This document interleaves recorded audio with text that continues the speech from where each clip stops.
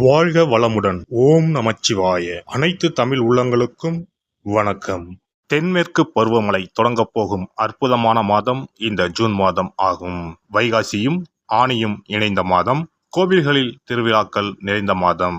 அப்பேற்பட்ட இந்த ஜூன் மாதத்தில் நடக்க இருக்கும் ஒரு சில கிரகங்களின் பெயர்ச்சிகள் மிக மிக முக்கியமானவையாக கருதப்படுகின்றன. ஒரே சமயத்தில் பல கிரகங்கள் அதிக பலம் பெற்று ஆட்சியாக அமரும் அமைப்பு இந்த ஜூன் மாத கிரக பெயர்ச்சியில் ஏற்படுகிறது. இந்த ஆண்டு ஜூன் மாதம் நடக்கும் பெயர்ச்சிகளில் மிக மிக முக்கியமான ஒன்று செவ்வாய் பெயர்ச்சியாகும். சில மாதங்களாகவே பகை கிரகங்களுடன் சஞ்சரித்து வந்த செவ்வாய் பகவான் தற்போது தன்னுடைய சொந்த வீட்டில் ஆட்சி பலம் பெற்று சஞ்சரிக்கப் போகிறார். ராகுவிடம் இருந்து விலகி தனித்து பயணம் செய்வது பல ராசிகளுக்கு யோகம் கொடுக்கும். ஜூன் 1ஆம் தேதியே செவ்வாய் பகவான் மேச ராசிக்கு இடப்பெயர்ச்சி ஆகின்றார். சுக்கிர பகவான் ஜூன் மாதம் 12ஆம் தேதி மிதுன ராசிக்கு இடப்பெயர்ச்சி அடைகிறார். இது லட்சுமி நாராயண யோகத்தை ஏற்படுத்தும். சூரிய பகவான் ஜூன் 15ஆம் தேதி மிதுன ராசிக்கு பெயர்ச்சியாகிறார். இது ஆனி மாத பிறப்பை குறிக்கும். மிதுன ராசியில் பெயர்ச்சியடையும் புதன் பகவானால் 3 ராஜயோகங்கள் உண்டாகும். சனி பகவான் மாத இறுதியில், அதாவது ஜூன் மாதம் 30ஆம் தேதி வக்கர பெயர்ச்சி அடைகிறார். சனியின் பார்வையில் செவ்வாய், சனி மற்றும் செவ்வாய் ஆட்சி பலம் போன்றவைகளால் சில நெருக்கடிகளை உண்டாக்கும். குரு பகவானின் சுப பார்வை கன்னி ராசியில் இருக்கும் கேது பகவானின் மீது படுவதால் ஒவ்வொரு ராசி குறிப்பிடத்தக்க மாற்றங்கள் ஏற்படும். இந்த கிரக பெயர்ச்சிகளின் காரணமாக மிதுன ராசியில் புதாதித்ய யோகம், சுக்கிராதித்ய யோகம், கஜலட்சுமி ராஜயோகமும் உருவாகிறது. இதன் காரணமாக சில ராசிக்காரர்களுக்கு அதிர்ஷ்டமும் பணவரவும் பதவி உயர்வும் தன வரவும் கிடைக்க வாய்ப்புள்ளது. இனி உங்கள் ராசிக்கான பலன் என்ன என்பதனை பற்றியும், அசுப பலன் ஏற்படுமாயின் ராசிக்காரர்கள் வழிபட வேண்டிய தெய்வம், மேற்கொள்ள வேண்டிய பரிகாரம் என்ன என்பதனை பற்றியும் காண்போம். தனுசு ராசி அன்பர்களே, உங்கள் ராசிநாதன் 6ஆம் இடத்தில் சுக்கிரனுடன் சேர்ந்துள்ளார். இனி கவலைப்பட வேண்டாம். வேலை இல்லாதவர்களுக்கு கண்டிப்பாக வேலை கிடைக்கும். சுப விரயம் ஏற்படும். சுப நிகழ்ச்சிகளுக்காக கடன் வாங்குவீர்கள். ராசிநாதன் 6ஆம் இடத்தில் இருப்பதனால் இம்மாதம் பாதிப்பு எதுவும் இருக்காது. 3ஆம் இடத்தில் சனி பகவான் உள்ளார். தன்னம்பிக்கையுடன் செயல்படுங்கள். தொடங்கிய காரியங்கள் அனைத்திலும் வெற்றி பெறுவீர்கள். அடுத்தவர்களின் உதவிகள் கிடைக்கும். இதுவரை இருந்த அவப்பெயர் நீங்கி புகழ் பெயர் உண்டாகும். சகோதர சகோதரி வகையில் உதவி கிடைக்கும். தகவல் தொழில்நுட்பத்துறை, கலைத்துறையில் இருப்பவர்களுக்கு இம்மாதம் சிறப்பாக இருக்கும்.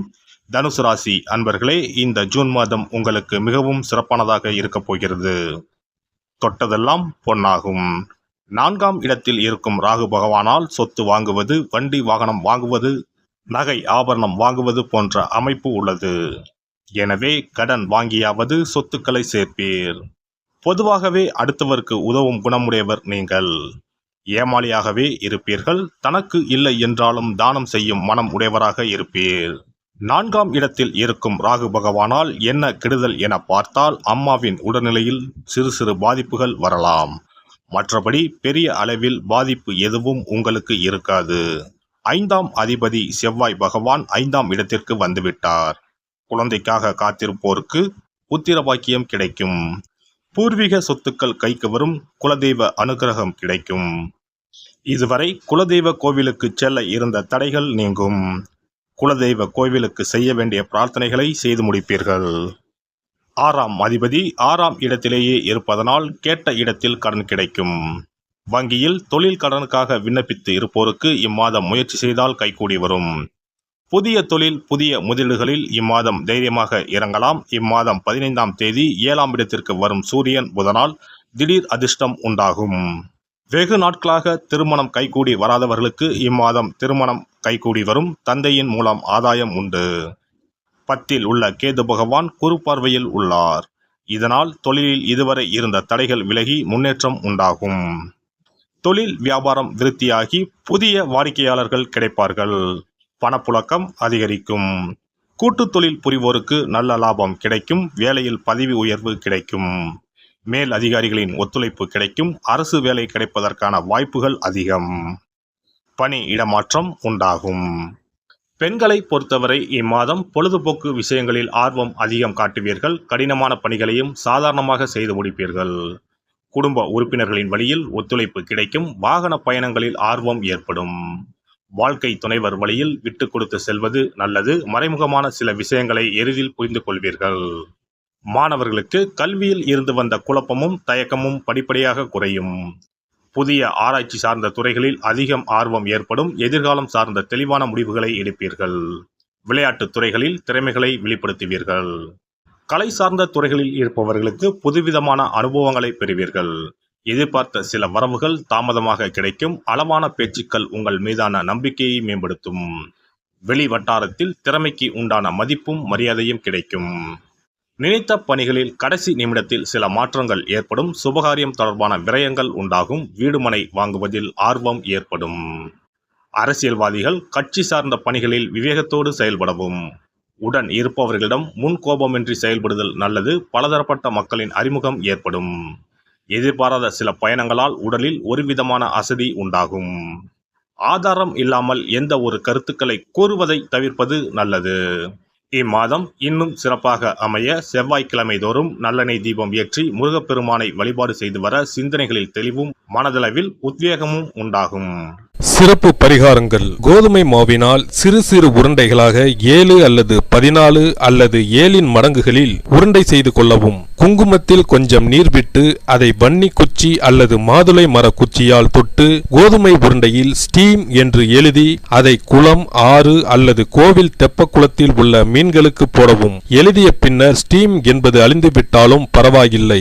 இவ்வாறு வெள்ளிக்கிழமை அல்லது ஞாயிற்றுக்கிழமைகளில் செய்து வர லட்சுமியின் அருள் உண்டாகி பணத்தட்டுப்பாடு நீங்கி செல்வம் சேர தொடங்கும். வெண் கடுகு சிறிது, 2 வத்தல் மிளகாய், 3 கல் உப்பு, பச்சை கற்பூரம் 3 இவை அனைத்தும் சேர்த்து வெள்ளை துணியில் போட்டு பின்பு அதை முடிந்து நல்லெண்ணெயில் நனைத்து வீட்டின் முன்பு இரவு 10 மணிக்கு மேல் எரிக்க ஏவல், பில்லி சூனியம் விலகும். தூங்கும் போது யாரோ அமுக்குவது போன்று இருப்பது, சிறுவர்கள் பயத்தில் சிறுநீர் கழிப்பது போன்ற தொந்தரவுகள் இருந்தால் படிகார கற்களை தூங்கும் அறையில் அல்லது தலையணைக்கு கீழே வைக்க வேண்டும். தோல்வி, அவமானம், எதிர்ப்புகள் ஆகியவற்றை சமாளிக்கும் மன வலிமையை அதிகரிக்க வாராகி அம்மனை மனதார வழிபட்டால் நிச்சயம் நல்ல பலன் கிடைக்கும். முடியவே முடியாது என்று நினைத்து கொண்டிருக்கும் காரியத்தை கூட உடனே முடித்து காட்டும் வல்லமை படைத்தவள் வாராகி அம்மன். இந்த வாராகி அம்மனுக்கு 8 சனிக்கிழமையில் சுத்தமான மண் அகல் விளக்கு ஒன்றை எடுத்து அதில் நல்லெண்ணெய் ஊற்றிக்கொள்ள வேண்டும். ஒரு கருநீல துணியை கட்டமாக வெட்டி அதில் கொஞ்சம் வெண்கடுகு சேர்த்து எல் தீபம் ஏற்றுவது போல முடிந்து கொள்ள வேண்டும். காலையில் 6 மணியிலிருந்து 7 மணி வரையிலான காலகட்டத்தில் அல்லது இரவு 8 மணியிலிருந்து 9 மணிக்குள் இந்த பரிகாரத்தை செய்துவிட வேண்டும். எல்லாம் வல்ல இறையருளால் நீங்களும் உங்கள் அன்பு குடும்பமும் உடல் நலம், நீலாயுள், நிறை செல்வம், உயர் புகழ், மெய்ஞானம் ஓங்கி வாழ்க வளமுடன். இந்த வீடியோ பதிவு உங்களுக்கு பிடித்திருந்தால் லைக் பண்ணுங்க, கமெண்ட் பண்ணுங்க, ஷேர் பண்ணுங்க. மறக்காம சப்ஸ்கிரைப் பண்ணுங்க. பக்கத்துல இருக்கிற பெல் பட்டனை கிளிக் பண்ணுங்க. நன்றி, வணக்கம். ஓம் நமச்சிவாய. சிவாய நம.